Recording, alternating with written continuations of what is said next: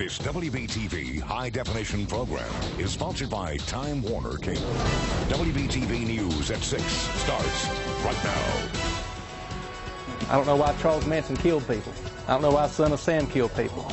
And I don't know why the school board dismissed David Burton. A community fired up, anger, embarrassment, and political revenge, all on the minds of the people 24 hours after their superintendent was shown the door. Plus, let him race. A federal judge tells NASCAR to let suspended driver Jeremy Mayfield back in the cockpit.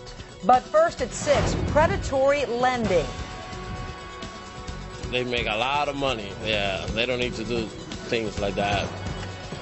Tonight, Charlotte's biggest bank accused of putting the pressure on Hispanic customers, all in the name of making a buck. Hello, and thanks for being here. I'm Maureen O'Boyle. I'm Paul Cameron. Welcome. Whistleblowers say it's the epitome of corporate greed. Bank of America reportedly causing financial problems for its Latino customers to help boost the bank's bottom line. WBTV's business reporter Melissa Hankins is on your side and live tonight. Melissa, former bankers say they weren't just recruiting new customers, they were actively seeking victims. Is that right? That's right, Paul. A group of former Bank of America employees say they were coached to take advantage of people, to push multiple checking accounts and credit cards on customers who didn't understand how to use them, with the intention of maximizing overdraft fees and other charges. Those former bankers are up in D.C. telling lawmakers their story. I talked to one of them on the phone today. Listen to how he described those sales tactics. Definitely very exploitative.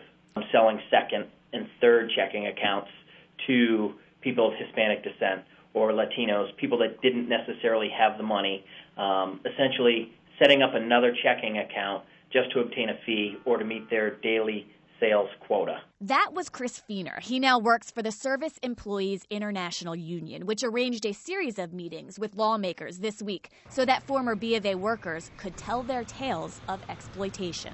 And if those tales are true, Cesar Estacio says the bank should be ashamed.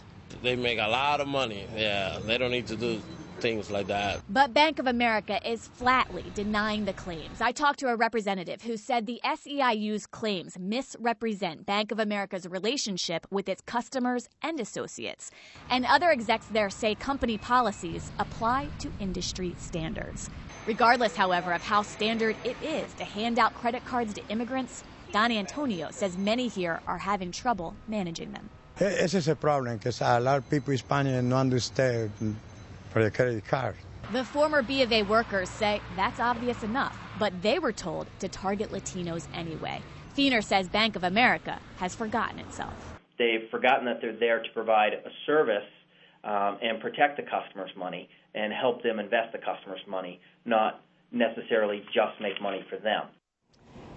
The ex-employees have brought some documentation of their claims to Washington with them, including internal bank memos showing a schedule of opportunities to solicit accounts at Latino community events. In Charlotte, I'm Melissa Hankins, WBTV, on your side. Well, Melissa, these claims have not elevated into a lawsuit, not yet. But there was a class action case recently in California that accused B of A of manipulating manipulating debits in order to maximize overdraft charges. Now, the bank did not admit wrongdoing, but it did pay $35 million to settle that suit. The Mark Sanford saga gets shadier. South Carolina's governor just backed out of a promise to release his personal financial records. Yesterday, he said he'd make the records public to prove he did not use state money for trips to see his Argentine mistress. Well, today, his office says never mind. And the governor's spokesperson says Sanford will no longer discuss personal matters in the media. Meanwhile, a growing chorus of lawmakers wants the philandering governor gone. Here's the breakdown. There are 46 members of the South Carolina Senate. 27 of those are Republicans. As of tonight, a majority of those, at least 14, has publicly said they want Sanford to step down.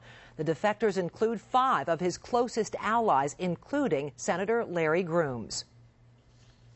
But you will not have redemption in the office of governor of South Carolina. That needs to occur outside of the governor's mansion. For all of us as South Carolinians, and all of us make mistakes. The man who would replace Sanford, that man you just saw, Lieutenant Governor Andre Bauer, is still supporting his boss, saying the decision to resign should be entirely up to Mark Sanford. Even so, it appears Sanford's political future is toast, but just who or what will determine whether he gets ousted from office. That's all new tonight at 7 on Primetime. Suspended NASCAR driver Jeremy Mayfield going back to the track this weekend in Daytona. A judge lifted today his suspension. Mayfield was kicked out of racing in early May after NASCAR says he tested positive for meth. In his ruling, the judge says NASCAR can test Mayfield extensively, including hair samples to, quote, determine if he's a meth head or not. Now, coming up in about 15 minutes, Deland Little joins us to talk about what's next for Mayfield and the sport of racing. Well, controversial Burke County School Board members staying tight-lipped today, 24 hours after they ousted the school superintendent. But now, with so much unrest in Morganton, these board members' careers seem to be on borrowed time. WBTV's education reporter Dedrick Russell on your side in Burke County tonight with the reaction from the people.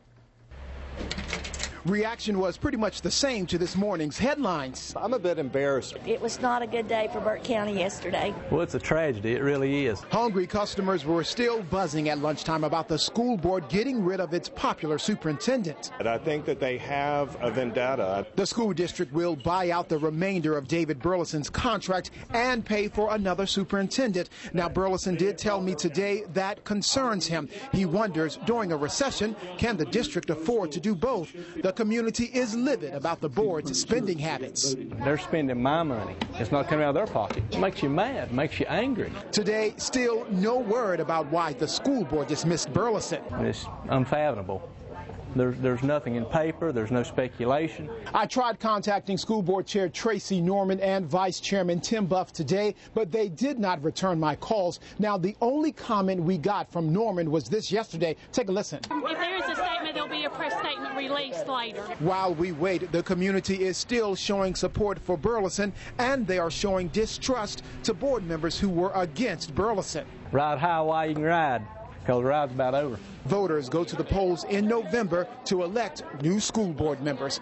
In Morganton, Dedrick Russell, WBTV, on your side. You heard that voter. The ride is over. Burleson told us today he's moving on. He will clean out his office soon. He says he wants to continue working in the education field, preferably in a leadership capacity at a high school. Burleson also adds he is frustrated the district let him go without telling him why. Getting close to the 4th. Today's the 1st of July, and somebody found the heat button and started turning it up. Cranked it up. It was lovely this morning outside having a picnic today in the shade. It was really pretty out there, but boy, that humidity. The afternoon. Yes, when it it did. kicks Cooked in. up. Wow. Here's Eric Thomas. Yeah, it's starting to creep back without doubt. Of course, you get a little extra moisture in the atmosphere, and what happens? You start seeing some thunderstorms broiling up, and we had a couple of really big ones today. All right, so on the satellite picture, though, you'll see that the major features, not that close to the Carolinas. We have an old boundary stretching across Florida and also the Gulf, and then you also look off to the north, and you'll catch a view of a big area of low pressure still swirling, a lot of clouds around.